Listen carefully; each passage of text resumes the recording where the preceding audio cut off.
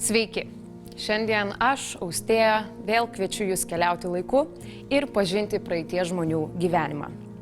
Bandysime suprasti, kas buvo svarbiausia seniausio amatų meistrams, kurie radiniai archeologams patys įdomiausi ir kokių senovės paslapčių dar negalime įminti. Pradėsime kelionę nuo standartinės dienos archeologų gyvenime – žvalgymų. Eilinį rudenį mes turim tokį įprotį suarus laukus, per juos prasibėgti, pasižiūrinėti, ar ko nors plūgas neišvertė įdomaus. Ir tiesiog su kolega Roku Vengaliu vaikščiojom po Arminį, Semeniškių kaimo.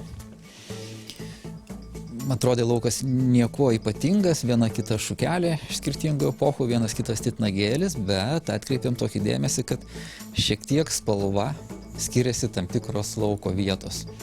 Šiek tiek tamsesnės, šiek tiek šviesesnės. Na, paprastai taip jau atsitinka dėl kokių nors priešistorėje vykdytų veiklų.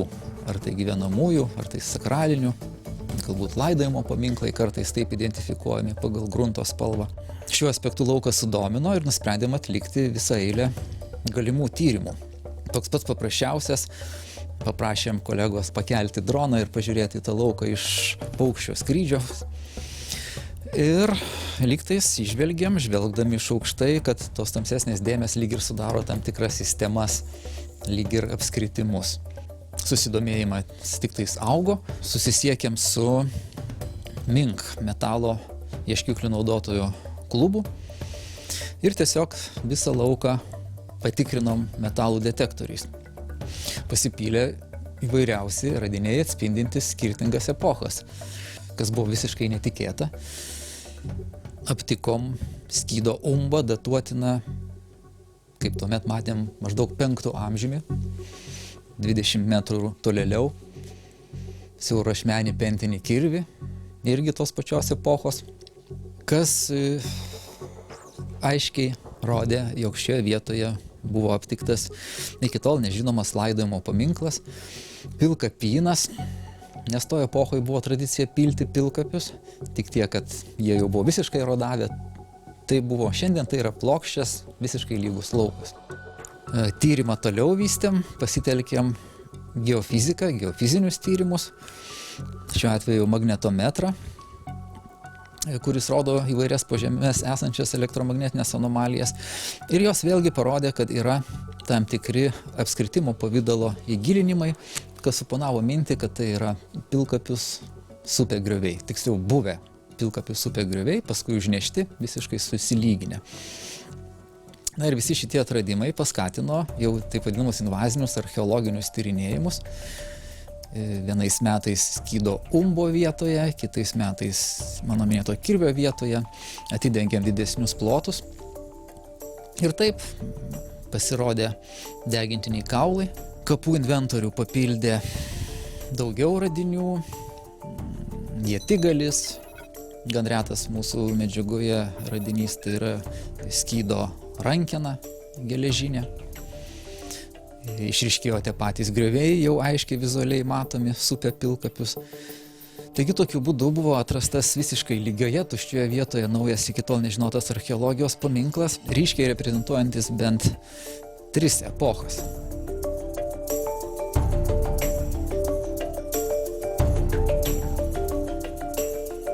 Prieš 1500 metų ši vieta nusėta žemės kauburėliais apdėtais akmenimis. Jie žymėjo mirusiųjų palaidojimo vietą.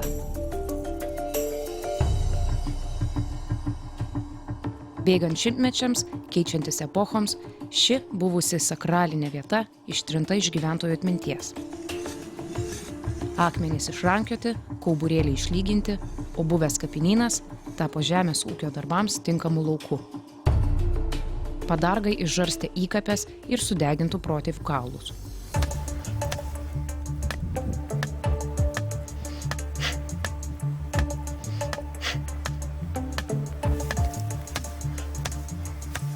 Šiandien sunku pasakyti, kiek pilkapių čia būta. Papildomi žvalgymai ir įtartinų vietų zondavimas geologiniu grąžtu buvo be rezultatų. Na ir ar mes esam ant atradimo slenksčio, ar nesam? Man kol kas panašu, kad vis tik tai nesam.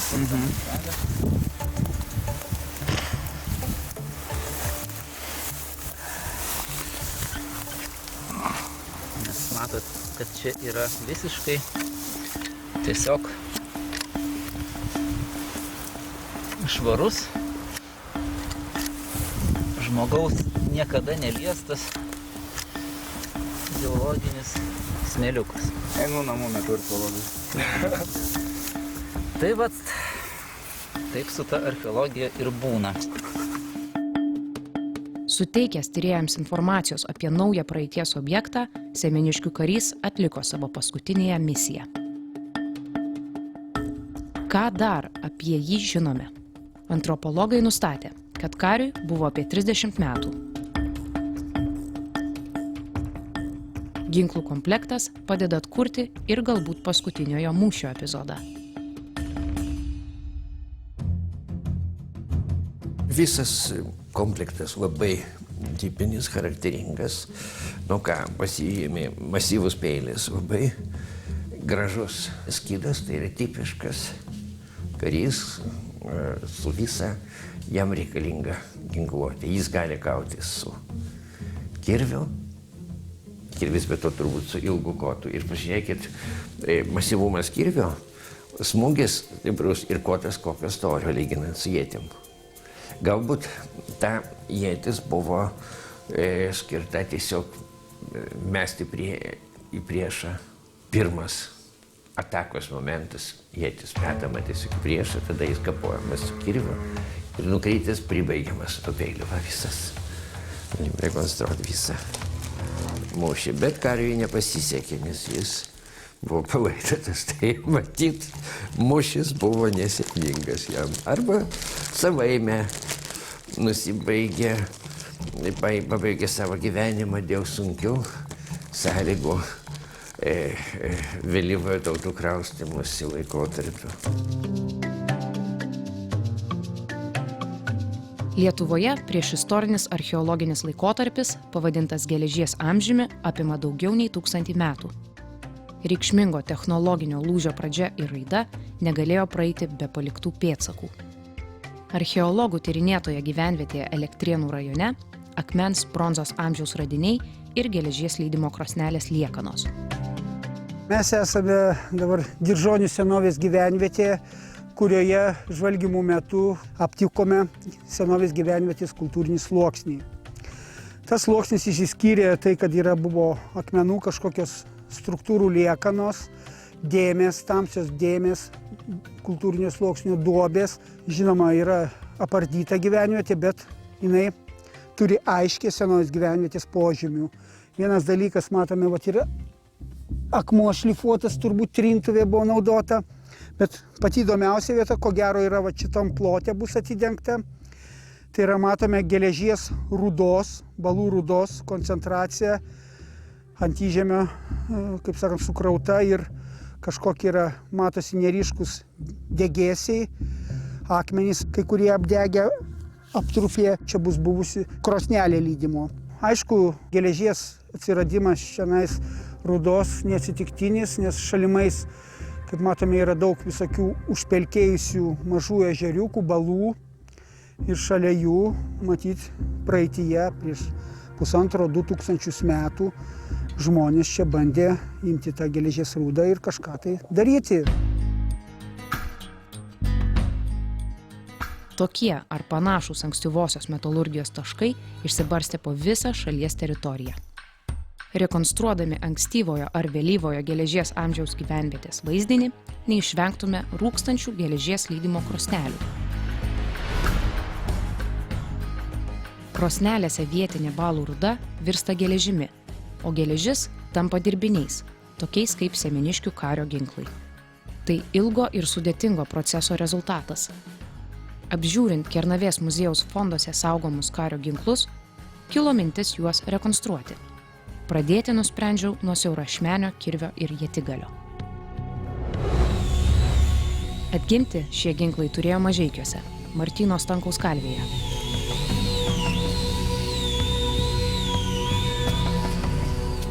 Įkūrus Žaizdrą, paprašiau Martyno papasakoti apie vieną vasarą vykusi tiesiogiai su mūsų tema susijusi eksperimentą.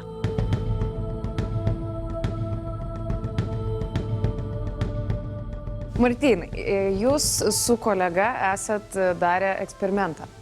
Geležies išgavimas. Gal galim sužinoti apskritai, kaip kilo ta mintis daryti tą eksperimentą ir kokios išvados išėjo iš to eksperimento? Visų pirma, padiktavo pati vietovė, tai yra Daubariai, kur buvo rasta 2 lydimo krosnių pėdsakai. Tai būtent tokiu taip ir kilo tai mintis, kai pasitaikė dar Gvidas ir mes galėjom tą mintį realizuoti. Nes tiek jam, tiek man tai yra įdomu, pati geležies, pats geležies gimimas, pati geležies pradžia, reiškia, ir pats suvokimas, kiek jinai turi vertės tiek tada, tiek šiais laikais. Va, pats tas gimimas, prasideda nuo pačio pečiaus pasistatymo, išdžiovinimo, bet prieš tai užbėgant, reiškia, yra esminis reikalas tas geležies rūdą susirinkti. Rasti žaliavą. Jo, kas yra dabar Lietuvoje gana sudėtingai, nes kažkokių apčiuopiamų tokių rašytinių šaltinių nėra, kur va čia tiksliai, kurioje vietoje yra tokių labai tokie, išplaukia, yra maždaug 15 hektarų teritorija, va čia kažkur turėtų kažkur būti. Ir tu, kad man yra su kastuvu rask.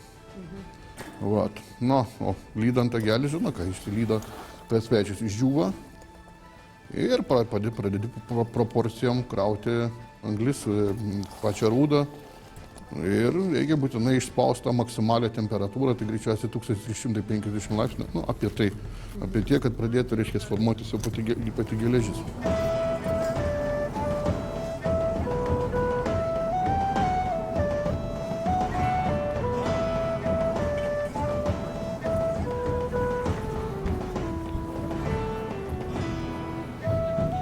Neringa lėčiau. Dabar dėsiu medžio anglies smulkintos ir maišysiu jas geležies rūdą.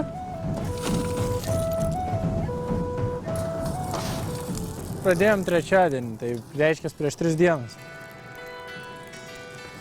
Šiaip pagal idėją mes bandom iš geležies oksido, tai ten yra geležies oksidas, ir mes jį bandom paversti geležį. Balų rūda yra mažai geležies, o tiksliau net ne geležies, o geležies oksido. Įvardinkim taip kaip rūdas paprasčiausias. Tai va, iš tų rūdžių reikia mums išgauti vėl ją paversti geležį.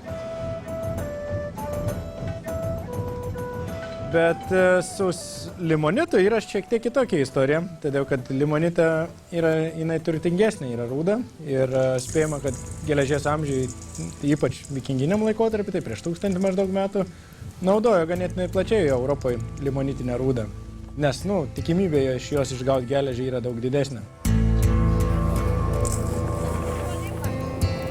Balų rūdą mes visi pažįstame. Iš kur gaunamas ir kas yra tas limonitas? Tai limonitą mes šiuo atveju radom šalia Papilės. Yra tiesiog limonito klodai ten, visiškai aklai. Tiesiog nuvažiavom ir betėm kastuvą į žemę ir ją radom. O limonitas nuo balų rūdos skiriasi labiau tik tai tuo, kad daugiau turi? Atsinešiu, to parodysiu iš karto. Čia yra netgi net fosilijų šiokių tokių fragmentų. Čia va. Ir šitą reikalą susmulkinam, išdeginam ir jau tada tai yra jau geležies rūda. Va čia jau yra tai, ką galima. Ir tai yra jau reikalas paruoštas realiai pečiui. Ir akivaizdžiai, čia magnetas, matot. Aha. Šitą aišku nieko. Taip, bet čia jau... Jo, tai yra paruoštas reikalas. Tai yra mūsų geležies rūda. Čia ir vyksta tas procesas, kuomet mes ją bandom paversti geležį, tai atsikratyti to deguonies papildomo, kuris yra, ir tą ją paversti vėl metalu. Ir mums reikia, kad tas deguonis prisijungtų prie, kitaip vadinam, anglies dujų ir išeitų į orą, o geležis pradėtų sėsti į apačią. Ir plus prie to, tai rūdo yra nemažai įvairių kitų junginių, tokie kaip smėliai ir visa kita. Tai dėl tos priežasties reikėtų, kad ir jisai atsiskirtų nuo to šlako, kitaip vadinama, nuo to papildomų produktų, kurie yra ten. Tai yra 2 poros dumplių, kurios per vamzdžius paduoda į rūdnelio orą. Ten viduje dega medžio anglis kartu su rūda ir taip turėtų jinai atsiskirti. Taip yra, žinoma, nupasakoti yra labai nesunku, bet atkartoti patį procesą šiek tiek yra keblumų. Sinchroniškas dumbliavimas būtinas turi būti, todėl kad turi būti palaikoma tolygi temperatūra ir negali vienas už kitą skubėti, todėl kad jeigu per daug skubėsi, tai išdegs visa geležis net nepasiekus savo lydymosi temperatūros, tiesiog oksidas pats sudegs, tos visos dulkės. Rūdnelės apatiniai dalyje, štai vietoje turėtų būti nusėdęs toksai porėtas su šlakais sukibęs metalo ir šlakų gabalas toksai, plius minus. Čia turėtų būti kaip tik ta vieta, iš kur šlakas turėtų atsiskirti nuo geležies. Tokioj rūdnelėje įmanoma išgauti iki 10 kg. Ir 8, ir 14, ir 20 kg. Tai priklauso, aišku, nuo pačios rūdnelės tūrio, bet žinoma ir santykis tada yra toksai irgi sąlyginis. Tai reiškia, kad mes norim išgauti 10 kažkur tais kilogramų tos bent jau kritės tos pradinės, tai bent jau mes turėtumėm 30-40 kg mažiausiai rūdos geros įdėti. Virš 1000 laipsnių.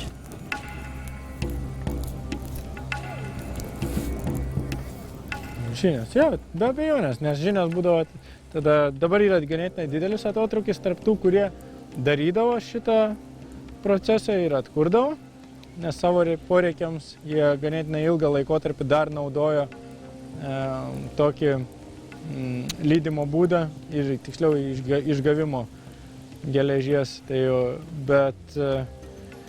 Bet žinoma, kaip ir daugumą amatų, dabar mes per literatūrą gaunam nemažai žinių, o anais laikais grinai jau mokydavosi ir be žinių, bet turbūt būtų toksai pat rezultatas kaip ir mums dabar. Iš kelinto karto neturim realios rimtos kritės, turime tik tais pavienius geležies gabaliukus užstrigusius šlake. Pats geležies išgavimas tuo senoviniu būdu, jis atrodo man dažniausiai toks labai choreografinis dalykas. Iš tiesų labai būna sunku suprasti, kas vyksta. Būtent nuo krosnelės sudaužymo. Tai koks ten procesas ir ko jūs ieškot? Visų pirma, išvarva iš apačios tokių pelių, išbėga šlakas ir tada iš to iškrapštai tokį, gniužulą. Tai yra, tai tikrai toli gražu nėra geležis, tai yra tik užuomazga tokia. Tai yra kritė, kad aš turiu rankoj, su šlako, anglių ir beliko priemaišų. Ar pats geležies išgavimas jau yra atskiras tada amatas, ar tai yra to paties kalvio amatas? Greičiausiai, manau, nebuvo, kad kažkoks būtų geležies lydytojo amatas specialus. Aš manau, kad tai buvo tiesiogiai su kalvystė susiję. Tai tas pats kalvis, kuris ir kala, jis savo pats ir išsigauna geležį. Tai jeigu kalbant, pavyzdžiui, apie tada geležies vertę, kokia jos galėjo būti vertė dabar, jum abiems su kolega žinantėm? Žinokit, neįkainuojama greičiausiai. Tiesiog tas darbas toks... Tiesiog jisai... Kita vertus alternatyvų juk nebuvo. Tiesiog, kitaip negalėjo matyti. Ir su to laiku, irgi, matyti jiem tas, sakykime, tas mėno darbo, matyti, nieko nereiškia. Nes, tarkim, mes tą laiką dabar suprantam visiškai skirtingai, vis bėgam kažkur ten, skubam. Mano senelis parsivežė iš Švedijos priekalą, iš Gotlando salos. Kaip taip galėjo jisai padaryti? Su arkliu. Alternatyvos nebuvo jokio. Užšalo jūrą, jisai su arkliu surogė ir nuvažiavo ir parsivežė. Tai yra savaitės reikalas. Ir, pavyzdžiui, aš esu ne vieną kartą sakęs, kad yra tas toks laimės pasagos tas toks reikalas. Greičiausiai, ne pačioj pasagoj reikalas, o tame geležy. Nes, tarkim, jeigu Lietuvoje pradėti kaustyti arkliai yra maždaug 15 amžiai, žirgai, sakykime, tai ta pasaga rast būdavo gana reta. Ir jeigu randi tą pasagą, tu gali nueiti pas kalvį, tada nukalaisi peilį ir ten išdrožė švilpynę, tu tą švilpynę nuneši į turgų pardavė, jau žiūrėk, turi kažkokį pinigą. Maždaug tame reikalas yra. O ne ten kaip pakabinsi tą pasagą, ar ten į kairę, dešinę, ar ten kažkaip.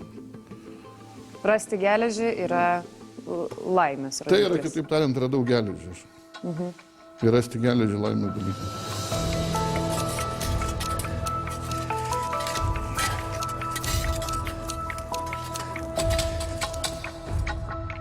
Vat kai išteka tas šlakas tų upelių išvarvo, tada regi tą krytę susiformavusią, jie išlupia iš to pečiaus ir sekantis yra procesas, tai yra išmušti visą tą reikalą. Išvalyti. Išvalyti, jo, pačią krytę išvalyti ir tai, gana toks ilgas procesas ir tai nereiškia, kad, jeigu tu išsitrauki 10 kilų, tarkim, sulyginai 10 kilų ir kad ten 10 kilų to geležies bus, jokių būdų. Gali būti ir 1,5 kilogramų. Labai priklauso nuo pačios rūdos kokybės. Ir pradedi kalt, kali kiši žaizdrą, vėl kali, pradeda kibirkščiuoti, sakykime, gerai, nes ten jau kibirkštis tai yra geležis, kad dega. Reiškia, jau vidu yra jos.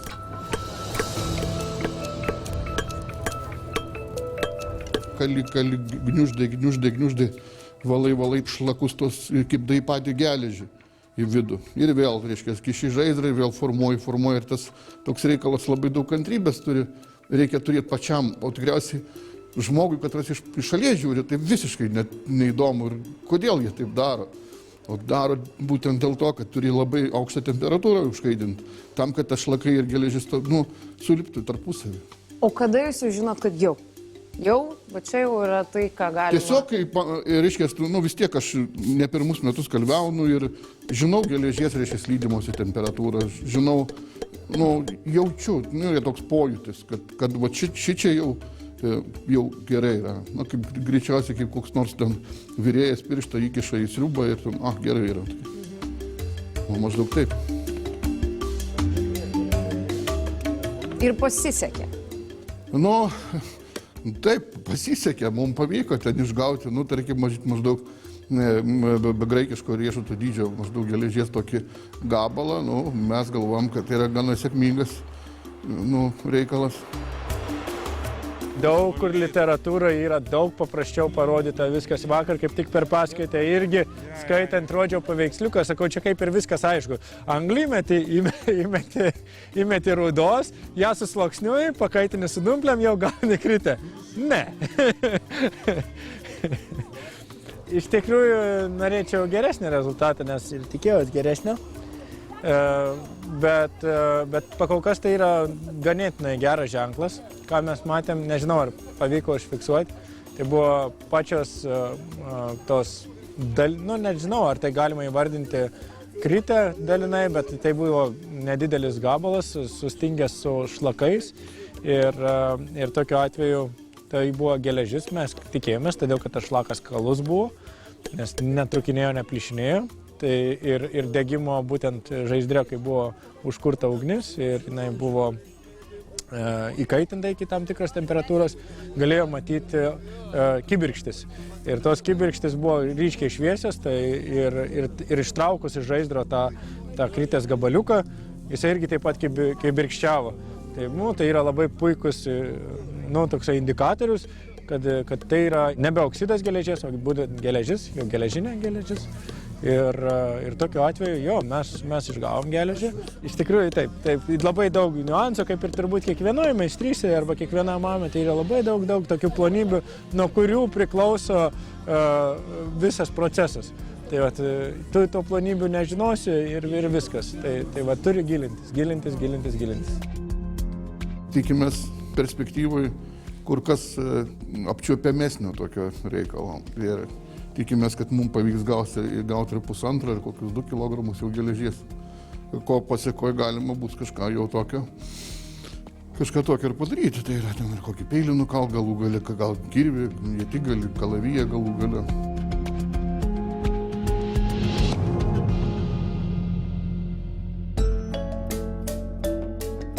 Ir taip, nuo archeologinių žvalgymų, po invazinių tyrimų ir intriguojančių atradimų, archeologai rekonstruktoriai semiasi įkvėpimo. Jiems niekada negana tik atrasti. Reikia ir suprasti, ir iš arčiau pamatyti, kaip išties vyko praeities procesai. Daubariuose išgauta geležies kritė bus panaudota tolimesniems moksliniams tyrimams. Pagaminti kirvį ar ietigalį reikėtų kur kas didesnio geležies kiekio. Vežti iš Kernavės muziejaus į Kalvę Mažeikiuose, kaip pavyzdžius Semeniškio kario ginklus, įmanoma, tačiau nepageidautina. Martynui išsiunčiau kirvio ir ietigalio aprašymą, brėžinius ir nuotraukas. O kol derinome išvykos bei būsimojo eksperimento datą, į Kernavės muziejų keistomis aplinkybėmis pateko dar vienas analogiškas siaurašmenis kirvis. Vėlgi, kirvis dar visiškai ne restauruotas, rastas kažkur Širvintų rajone. Greičiausiai, reikia manyti, kad turėtų būti iš kapo, bet mažai apdegęs, tai galbūt net iš griautinio kapo, kas šiek tiek įtartinas, siaurašmenis. Na ir labai keistom aplinkybėm pateko. Vežė kažkokias žemės į Forų kaimą į antkapių dirbtuvę. Ir kartu su žemė krūva atvežė šitą kirvį. Čia yra kažkoks nežinomas objektas. Ir iš to objekto gali būti net ir iš gyvenvietės teritorijos. Nes iš degintinio kapo jis būtų geriau išlikęs. Archeologinis radinys be tikslios radimo vietos dėja jau nebesuteikia tyrėjams dalies svarbios informacijos. Tačiau mokslinė vertė išlieka. Iš nežinomos vietos su žemių krūva atvežtas kirvis savo kelionę tęsia restauratorių laboratorijoje. Nėra jo būklė labai gera. Matosi labai daug įtrūkimų. Pagrindinė bėda geležies dirbinių tai yra tos rūdės, liaudiškai kalbant. Kadangi jų pašalinti visiškai neįmanoma, tai bent jau pristabdyti šitą procesą. Kirvio pati struktūra jau yra pažeista, tai čia yra labai tikėtina, kad jis nebus toks nuvalytas, koks yra dabar. Dabar matosi, kad atkrenta čia tokie jau paviršinis šitas sluoksnis. Ir jau mes jeigu palikčiau tokį, tai jau jisai po kiek laiko vis tiek atkristų. Neišlaikysi čia. Bet jei vidinė ta struktūra dar nėra tokia labai suirus, tai galbūt nusivalius dar bus ir visai neblogai.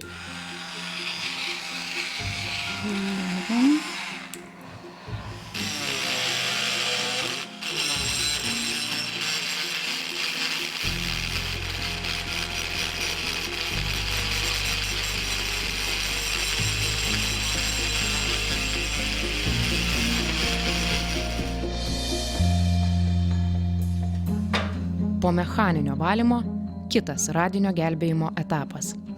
Lygiai tokią pačią procedūrą teko patirti ir Semeniškių kario kirviui.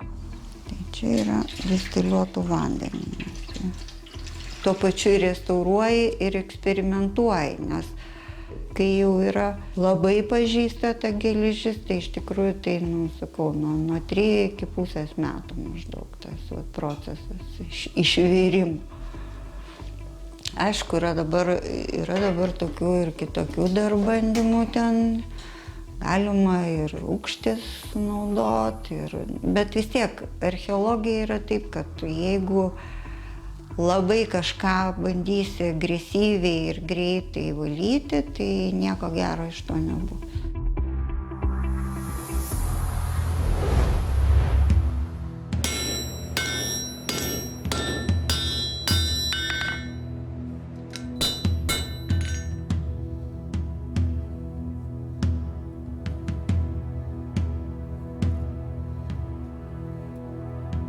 Prisimenu, kad tam kirviui labai plati pentis yra. Tavajam tam, kur tu atsiuntęs buvai.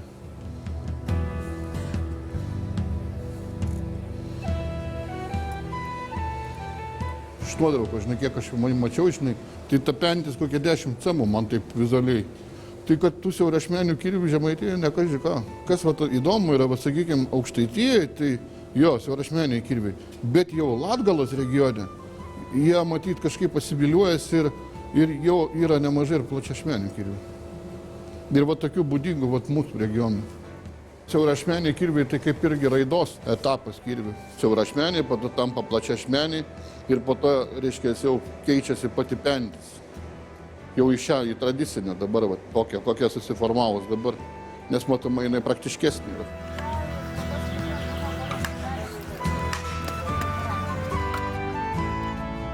Gyvosios archeologijos šventėse tikrai bus kalvis ir jo rekonstruota darbo vieta. Kiek tiksliai ji atkurta, galima diskutuoti. Tačiau pats darbo principas amžiams bėgant mažai keitėsi. Kalvės komplektas – žaizdras, dumplės, darbo įrankiai. Dabar, kaip ir anksčiau, įsigijami arba pasigaminami. Meistrystės šiandien, kaip ir anksčiau, nenusipirksi.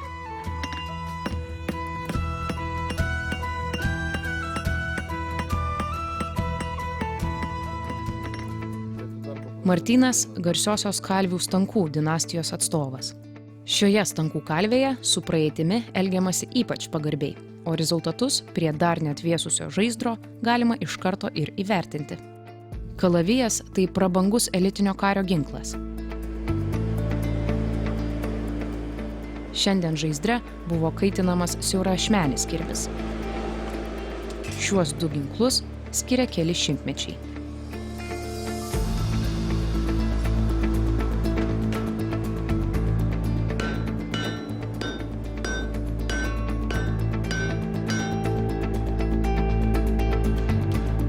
Dabar kalviškai virinsiu kirvį.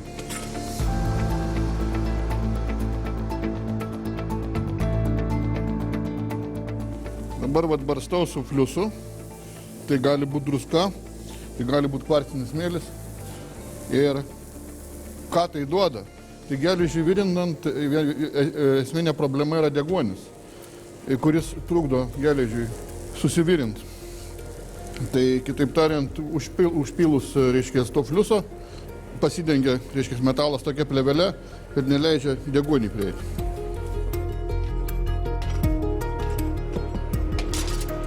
Man visą laiką kildavo tas diskusinis klausimas tarp tų kirvių. Kaip mes galime atskirti archeologinį kirvį nuo darbinio ar kovinio? Ir ar yra iš viso šitas skirtumas tarp jų? Čia labai sunkus klausimas. Aš manau, kad ne archeologai negali atsakyti, aš irgi negaliu tai atsakyti. Bet manau, kad su bet kokiu kirviu galima bet kokį kirvį naudoti kaip kovinį kirvį. Nesvarbu, koks tas kirvis. Ir lygiai taip pat jį galima naudoti tiek. Galim ir malkas kirsti, sakykime, šaką nusikirsti ir panašiai. Neprietelių įkirsti kur nors. Tai va, o šiaip kalbant apie pačius kirvius, tai va, čia va yra siaurašmenio kirvio užuomazga tokia. Tai buvo kalviškai suvirintas liemuo, jisai perspektyvai bus ištemptas, suformuotas. Ir kuo skiriasi siaurašmenis kirvis? Man labai sunku, tai prasme, iš esmės kom skiriasi. Funkcionalumo prasme plačiašmenis savaime, aišku, yra kur kas efektingesnis, nes jau vien ašmenų pats plotis yra didesnis ir, manau, jisai patogiau dirbti yra. Manau, kad tiesiog tas siaurašmenis kirvis yra, galima sakyti, šiokia tokia evoliucija pakeitusi į movinį kirvį. Ir jau po to perspektyvų yra tampa plačiašmeniai, ir jau kalbant apie šios laikus, tarkim apie jau vėlyvosius viduramžius, jau susiformuoja ir pati pentis visiškai kitokia jau į šią tradicinę pentį, matyt, kuri yra efektingesnė pati.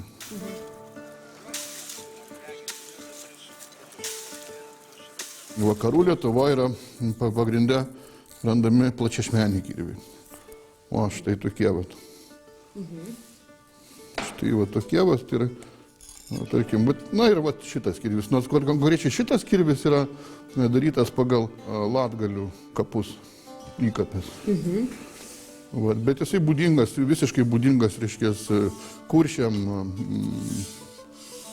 kitaip tariant, vakarų Lietuvos gyventojams.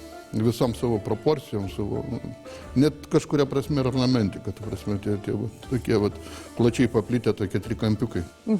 Ir ant juvelyrikos jie yra randami pas mus. Jo, labai žmonėms buvo svarbu ne tik, kad būtų tas daiktas funkcionaliai, reiškia, patogus, bet tuo pačiu, kad ir trauktų akį, kad būtų gražus. Ir tie mūsų, sakykime, protėviai, jie suprato labai tą, reiškia, tą grožį taip savitai. Ir nereikia galvoti, kad mūsų tie protėviai buvo kažkokie aborigenai. Na, archeologiniai radiniai galvoja, kad tikrai ne. Nes, sakykime, yra buvę tokių, gyvenime tokių nuotykių, reiškia, pasiema kokį, tarkim, kirvį. O čia sako, čia nuo bulgarkės ir ryskės, likę nuo šlifavimo. Tada susimastai, o kaip seniau? Tai ką, seniau nebuvo šlifavimo kažkokių renginių? Taip, buvai puikiausiai būdavo. Tarkim, panaudodavo tą patį vandens malūno principą, reiškia, darydavo tekėlus, šlifavimo juostos sukdavosi. Ta šlifavimo juostas darydavo iš audeklo, tepdavo degutų, galėdavo ir grūdėtumą pakeisti, turiu omeny ten, žiūrint, ką naudodavo, kokią brazyvą ten. Tai galėdavo nupoliruoti ir nublizginti iki, nežinau, kokio ten blizgėse. Tik, matyt, kiek kam ko reikdavo. Kaip ir dabar, vieni ten labai preciziškai, o čia turi būti labai blizgėti, o kitiems to nereikia. Aš manau, kad dažnu atveju, kad geriau daiktas tiesiog gerai funkcionuotų, negu kad jisai blizgėtų. Ir šiaip reikia naudoti daiktus, tada jie dažniausiai nesurūdyja.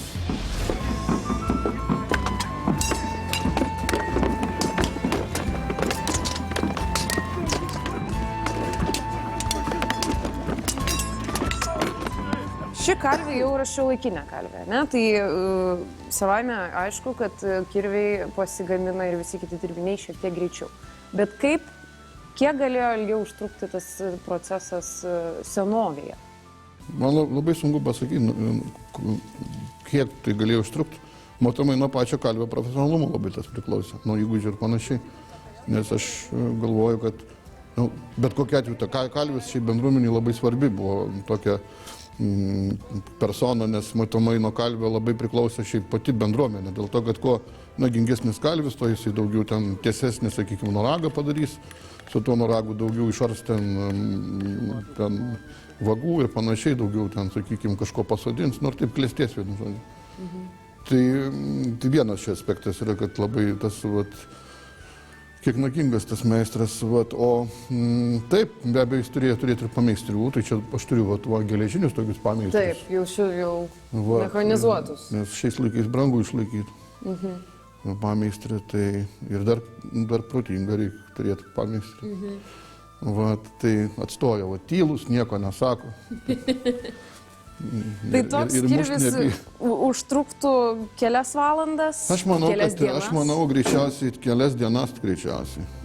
Sunku pasakyti, kiek jie 100% visą laiką būdavo nušlifuojami iki mums suprantamo tokio blizgesio, ar jo labai dažnai reikėdavo, nes tas šlifavimas irgi labai daug laiko atima. Kyla klausimas, ar jie įkvojo tą laiką? Labai klausimas, ar manau, kad būdavo ir taip ir taip. Na tai įvertinus tada, kiek užtruko, tai pabandykim įvertinti, kiek galėtų kainuoti toks kirvis. Sakykime, ne pinigais, bet... Mes kalbam apie patį jau darbo procesą. Bet į darbo procesą įeina dar, sakykime, medžiaglių pasiruošimas ir pačios jau geležies išgavimas. Tai čia yra du esminiai dar momentai. Tai šitų sunku pasakyti. Čia mes galim greičiausiai arkliai skaičiuoti. Ten, tarkim, 2 arkliai. 2 arkliai kirvis. Jo. 1,5 arklio, sakykime, bus siaurašmenis kirvis. 2 arkliai plačiašmenis. O jeigu jau apie viduoklinį kalbant, manau, kad reiktų kokių 5.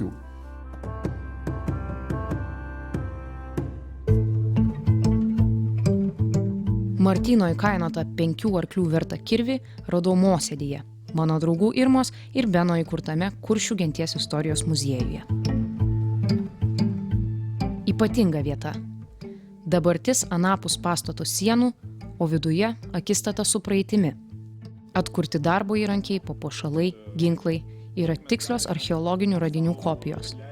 Tai ne eksponatai, o daiktai padedantys suvokti, pajausti ir iš naujo atrasti tūkstantmečiais nuo mūsų nutolusi kuršių genties pasaulį.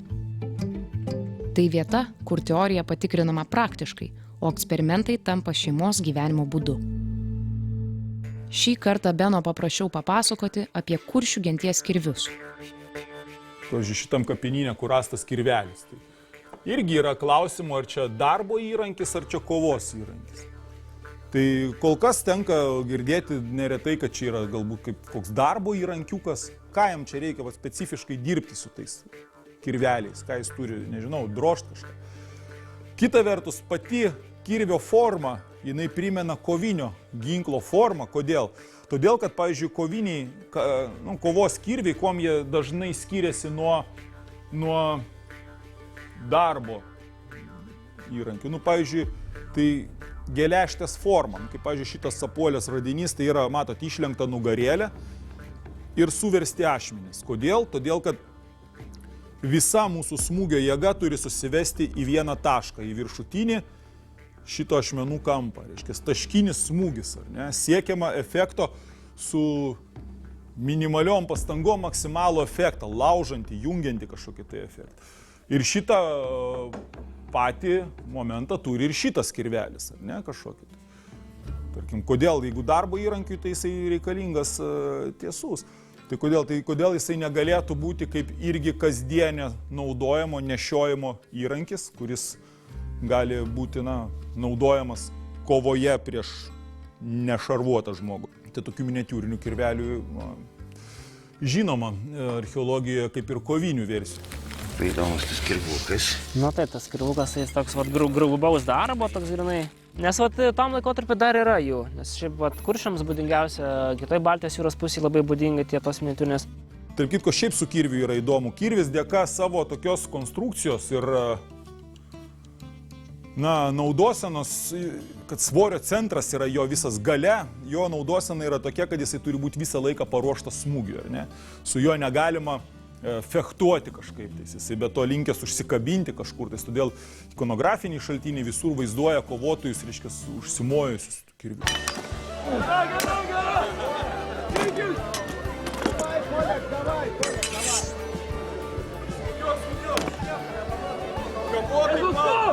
Šitas valdymo sudėtingumas verčia tos kirvius labai mutuoti ir, pavyzdžiui, iki miniatiūrinių versijų, kurs verčia jį manevringesnių ginklų, jeigu tai ginklas, jeigu tai tikrai nėra darbo įrankis. Čia tik tais mano yra dabar versija. Iki, reiškia, keičiasi iki ilgakočių kovos ginklų, kurių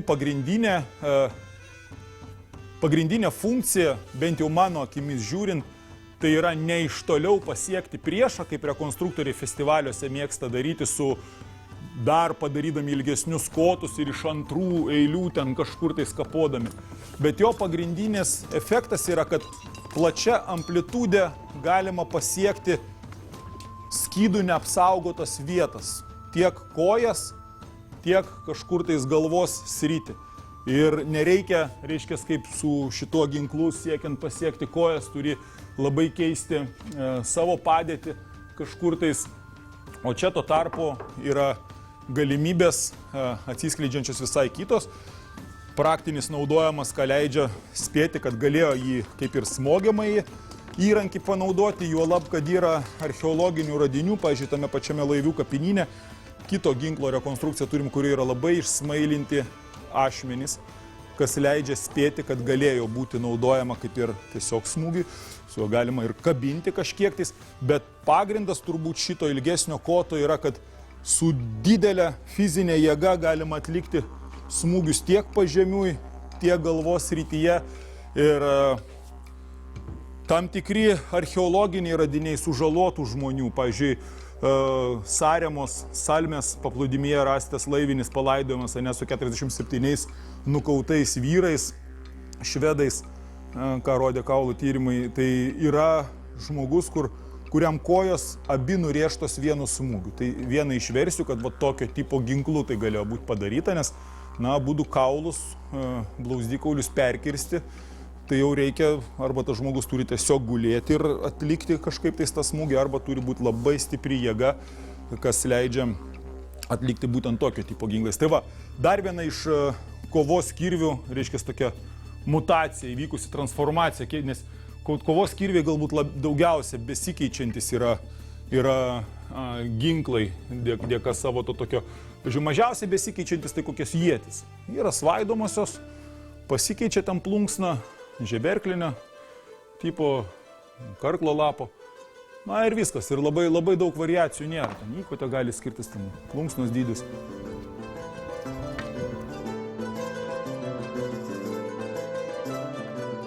Semeniškių kario ir ginklo brolių ietigaliai taip pat galėjo skirtis. Tikslūs formų ir dydžių standartai tada neegzistavo. Ir ginklų meistrams labiau rūpėjo gentise susiformavusios tradicijos, nei centimetrai ar gramai. Įmovos skersmuo rodo, kad ieties kotas buvo iš liauno medžio. Pats ietigalis aštrus kaip durklas. Tai daiktas tinkantis ir mūšiui, ir medžiokliai.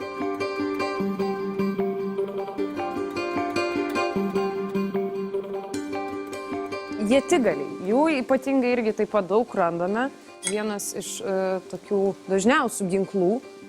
Aš manau, kad ietigaliai buvo populiariausi, sakykime, ginklai, dėl to, kad jie gana paprastai gaminami buvo. Pirma susiformuoja įmova ir jau tada formuoja pačią geležtę.